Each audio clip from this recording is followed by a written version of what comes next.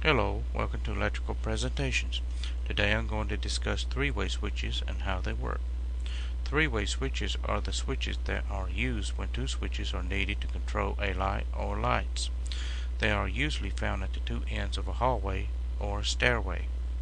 When a person switches one of the three ways, the light comes on. When he switches the other, the light goes off. If you look inside a three-way, you will see that it is a single pole, double throw switch.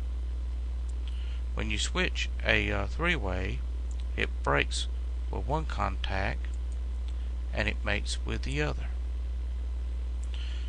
Power is fed through this three-way across one of the two conductors that connects the two switches.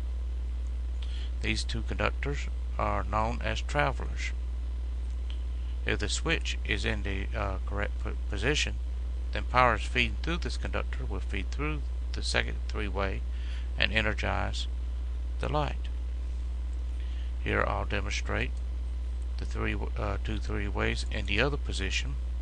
Power is fed through, travels through the first three-way, across the other traveler to the second switch, and then through that three-way and on to energize the light. I hope this has been a help to you. Thank you for watching.